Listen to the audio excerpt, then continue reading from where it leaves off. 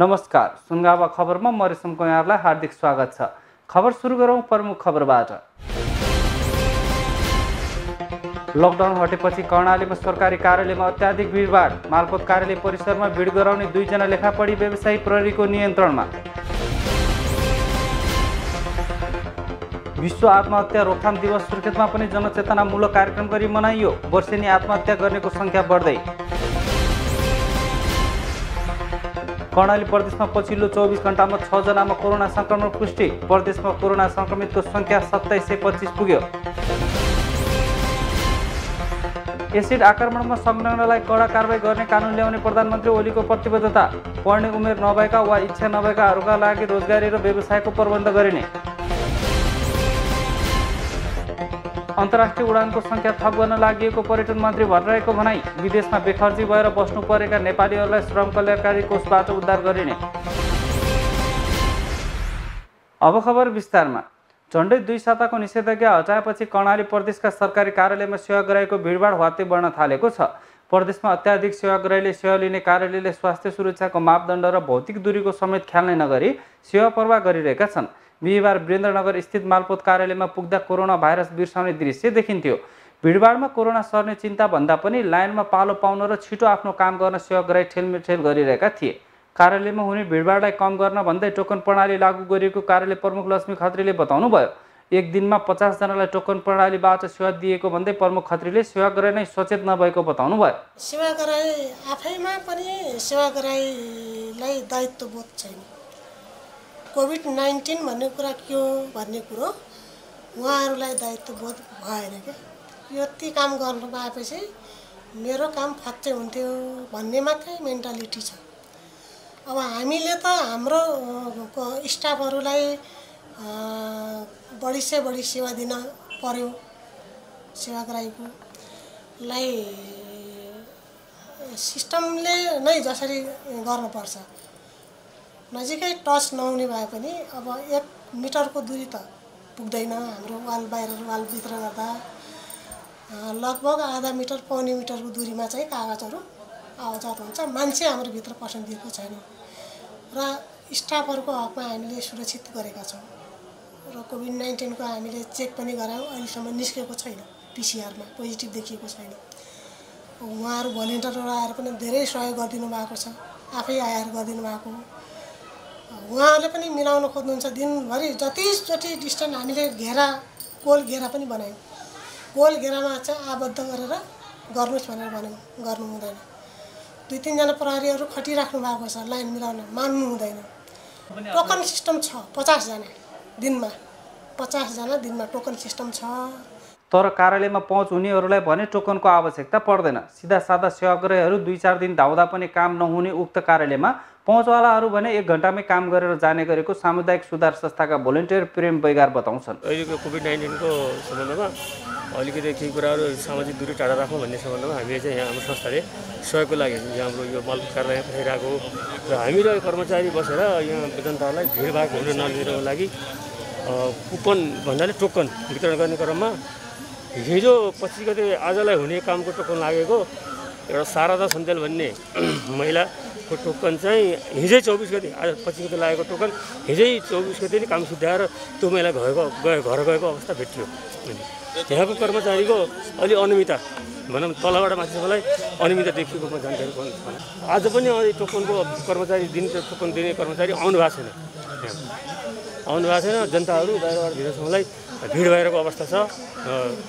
भित्र पनि डिस्टेन्सहरू तपाईँको सामाजिक दूरी टाढा राख्ने सम्बन्धमा पनि त्यति राम्रोसँग भएको अवस्था छैन। हामीले लाइन लगाउँदा पनि जनताले के सोच्छन् भने काम अगाडि पछाडि आएको मान्छे अगाडि काम गरेर गइरहेको यहाँ कर्मचारीको मिलोमतोले र हामीले के गर्ने भन्ने सम्बन्ध जनताको गुनासो पनि छ।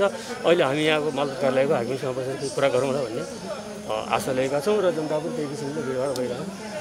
उता टोकन लिएको 2-4 दिन बित्दा पनि आफ्नो पालो नआएको कतिपय सेवाग्राहीको गुनासो छ। दैनिक कार्यालय धाउने गरे पनि आफ्नो पालो कहिले आउने अझै टुङ्गो नभएको उनीहरू बताउँछन्। टोकन चाहिँ मेरो 23 गतेको हो। काम भएको छैन। पछाडि काम त भइसकेको छ। काम त बेलुका 2 बजेपछि 3 बजेपछि काम भइरहन्छन् के। काम त भित्र त धेरै काम भएको छ। काम हुन्छ यहाँबाट नास्ता खाने बेला कागज बोकेर गरे नि काम भइरहेको छ।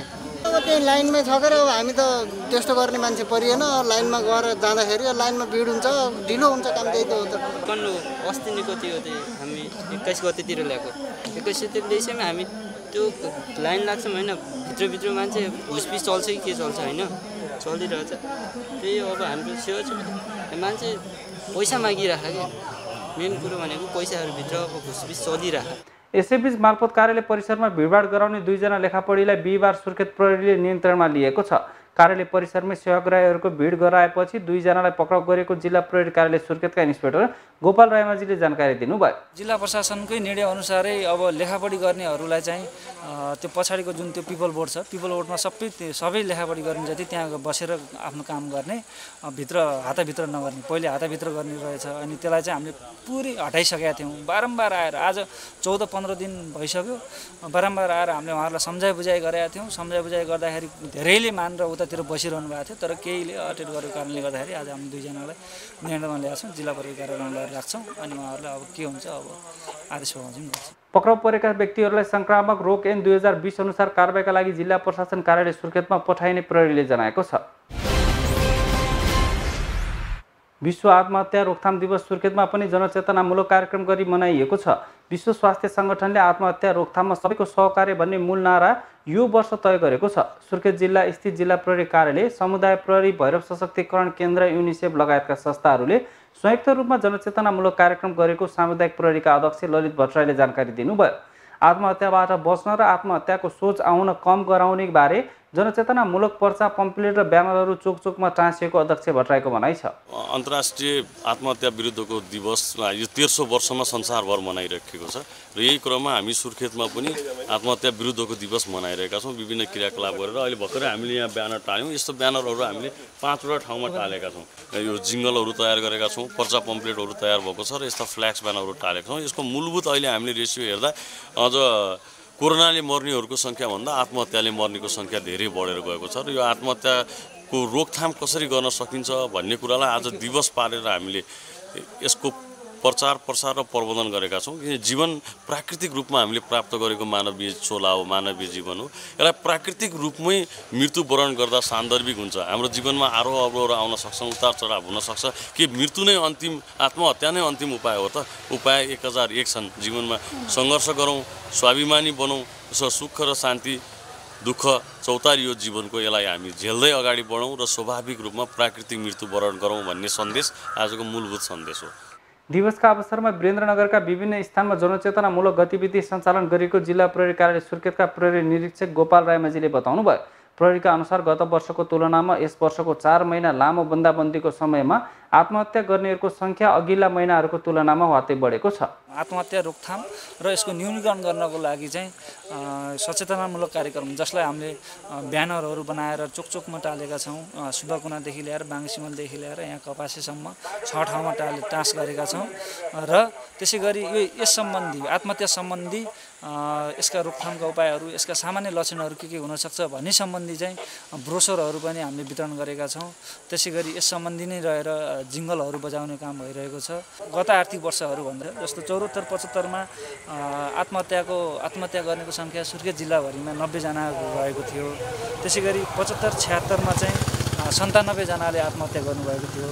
त्यसै गरी 76-77मा 132 जना र अहिले यो 77-78मा पनि यो 2 महिना भयो आज 25 गते 2 महिना जति हुन लाग्यो। 2 महिनाको अवधिमा पनि 26 जनाले सुसाइड गरिसकेको अवस्था रहेको छ। यो प्रत्येक आर्थिक वर्षमा सङ्ख्यात्मक रूपमा बढ्दै गएको अवस्था चाहिँ देखिन्छ डाटाले।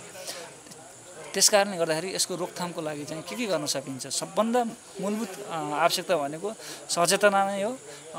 टोलमा गाउँमा समुदाय स्तरमा चाहिँ सचेतना फैलाउन सकियो अनि त्यस्तो किसिमको केही अब देखियो अब कोही अब सुसाइड गर्दैछ भने केही न केही उसले साङ्केतिक रूपमा केही न केही उसले प्रस्तुत गरेको हुन्छ केही न केही लक्षणहरू देखेको हुन्छ उसको अथवा सोसल मिडियामा उसले व्यक्त गरेका कुराहरू भए अथवा आफन्तहरू साथीभाइसँग उसले व्यक्त गरेका कुराहरू भए कतिपय अवस्थामा डिप्रेसनका शिकारमा भएका मान्छेहरूमा पनि त्यस्तो समस्या हुनसक्छ।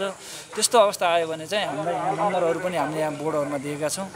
आफ्नो शरीरको हत्या व्यक्ति स्वयंले गर्नुलाई आत्महत्या भनेर बुझिने भन्दै मानसिक स्वास्थ्य तथा परामर्श केन्द्र नेपालका मनोपरामर्शकर्ता कालीबहादुर विकले बताउनुभयो।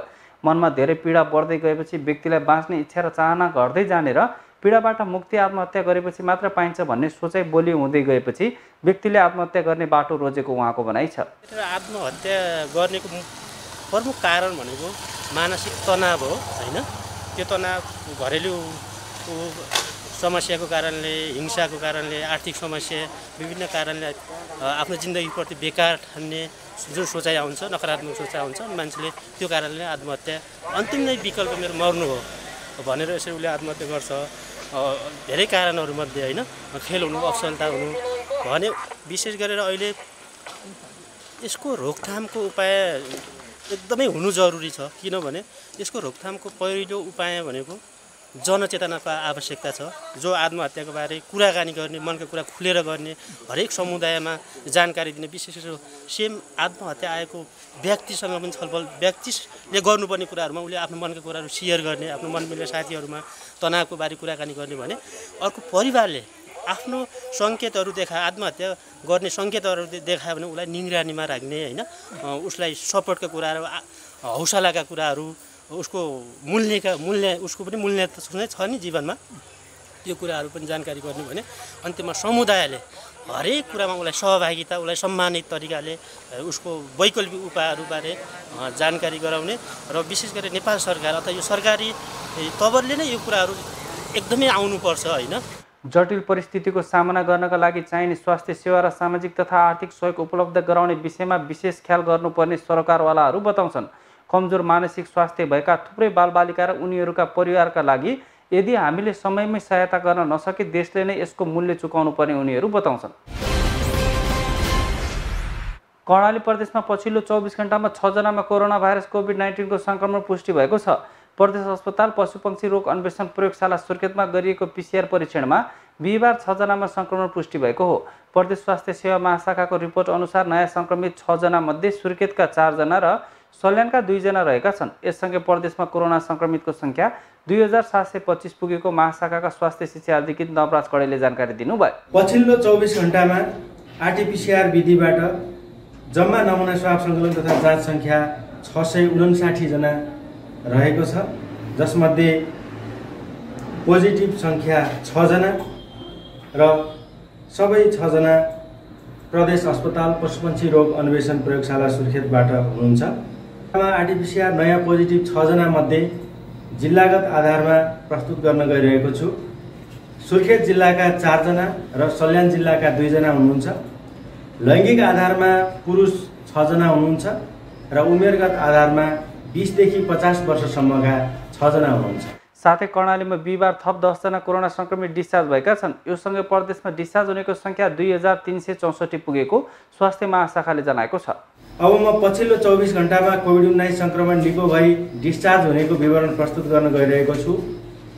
प्रदेश अस्पताल सुर्खेतबाट 2 जना पुरुष, कर्णाली स्वास्थ्य विज्ञान प्रतिष्ठान जुम्लाबाट 2 जना महिला र हिमा आइसोलेसन सेन्टर जुम्लाबाट 5 जना पुरुष र 1 जना महिला गरी जम्मा 10 जना डिस्चार्ज हुनुभएको छ। यससँगै हालसम्म निको भई डिस्चार्ज हुनेको जम्मा संख्या 2364 जना रहेको छ। कर्णालीमा हालसम्म कोरोना संक्रमित 6 जनाको मृत्यु भइसकेको छ भने 355 जना सक्रिय संक्रमित आइसोलेसनमा रहेको महाशाखाले जनाएको छ। प्रधानमन्त्री केपी शर्मा ओलीले एसिड आक्रमणमा संलग्नलाई कडा कारबाही गर्ने कानुनको मस्यौदा 15 दिनभित्र ल्याउने प्रतिबद्धता जनाउनु भएको छ। एसिड आक्रमणबाट पीडित सरकारवाला मन्त्रालयका मन्त्री तथा प्रतिनिधिहरूसँग आफ्नै निवास बालुवाटारमा भएको अन्तर्क्रियामा प्रधानमन्त्री ओलीले आगामी 15 दिनभित्र एसिड आक्रमणमा संलग्नलाई कडा कारबाही गर्ने कानुनको मस्यौदा ल्याउने प्रतिबद्धता जनाउनु भएको हो। एसिड आक्रमण जस्तो जघन्य अपराधमा संलग्नलाई कारबाही गर्न अहिलेसम्म कडा कानुन नभएको उल्लेख गर्दै उहाँले 15 दिनभित्र कानुनको मस्यौदा तयार हुने बताउनुभयो। कोरोना महामारीका कारण संसदबाट कानुन ल्याउन समय लाग्ने भएकाले अध्यादेश मार्फत कानुनको मस्यौदा तयार गरिने उहाँको भनाइ छ। कडा सजाय गर्ने यसका निम्ति अन्तर्गत संसदले कानुन पारित गर्नुपर्दछ। तर हामी अहिले संसद नबसिरहेको र तुरुन्तै संसद बोलाउन कोभिड-19 को कारणले असम्भव भएको हुनाले सम्भवतः अध्यादेशको बाटोबाट जानुपर्छ होला, राष्ट्रपतिज्यूको बाटोबाट। र त्यसका निम्ति तुरुन्तै कानुन निर्माण गर्नका निम्ति 15 दिनभित्र मस्यौदा तयार गर्ने भनेर हामीले 15 दिनभित्र त्यसको मस्यौदा तयार गर्ने भनेर भनेका छौँ। त्यस मस्यौदामाथि छलफल गरेर त्यसलाई कानुनको रूपमा अध्यादेश मार्फत जारी गर्न सकिन्छ र त्यसको तयारीमा सरकार लागिसकेको छ। यसको उत्पादन वा आयातदेखि लिएर यसको सही ठाउँमा मात्रै प्रयोग हुन सक्ने, गलत ठाउँमा बिल्कुलै प्रयोग हुन नसक्ने गरी एसिड नियन्त्रण पहिलो कुरा एसिड अपराधीका हातमा एसिड पर्नै पाएन भने उसले प्रयोग गर्न सक्छ। त्यस कारण एसिड नियन्त्रण अपराधीका हातमा एसिड नपुगोस् भन्ने कुरा चाहिँ पहिलो महत्त्व।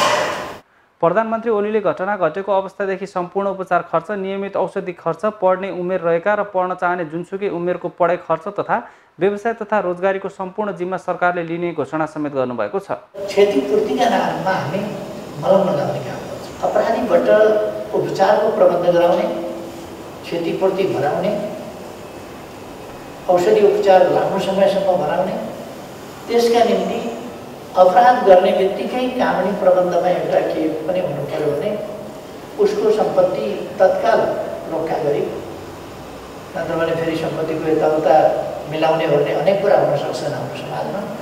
त्यसकारण सम्पत्ति तत्काल रोक्का गरी त्यो सम्पत्ति जफ्त समेत गरेर यदि सजाय गर्दाखेरि, जरिमाना गर्दाखेरि या उपचारको खर्च बिहोर्न लगाउँदाखेरि अथवा जरिमानाको रकम तिर्न लगाउँदाखेरि पुगेर उब्रियो भने बेग्लै कुरा होला,